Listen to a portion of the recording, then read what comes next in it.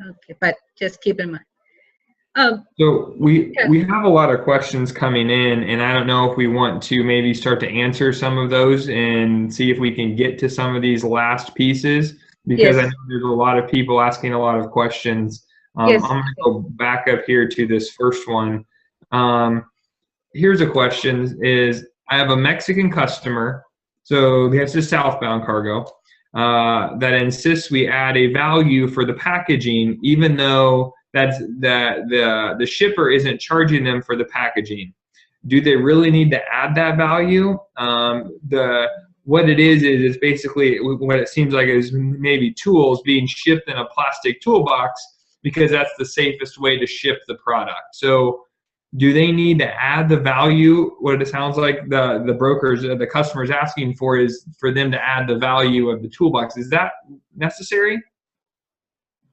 Well, it's not necessary, but I can see where the importer in Mexico is doing this.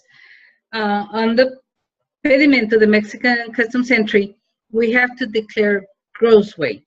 Okay, like, this is my gross weight, and then we have the uh, the net weight of your merchandise.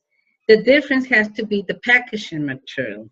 And for accounting purposes, you have to enter separately if that packaging material, you can reuse it. So what they're doing is, since they are importing it, at this point, they are fixing that. We're gonna have the value of my packaging material that I can put in my accounting. If it's wooden, let's say if it's pallets, wooden pallets that can be reused, it has to enter as a commodity in the Mexican accounting. And it has to be withdrawn if you use it to ship something else, It's not obligated, but I see where that importer is, why he's asking it for. Okay, so it sounds like, so if they were to say if their product weighs 10 kilos and the toolbox weighs 1 kilo, would it be better if they just put on there it's 11 kilos total and not worried about the packaging then? Well, is this actually the commodity toolbox, or that was just an example? No, that was just okay. The toolbox, they need to declare it separately. Yes, that will be. But if it's just a plastic box that they ship their product in. A plastic box. Mm-hmm. Yeah, it has to be declared separately. Yeah, okay.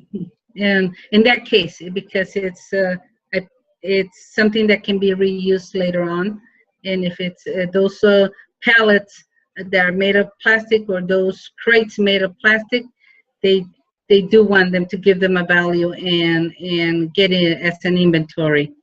Doesn't matter if it's a $1. Okay.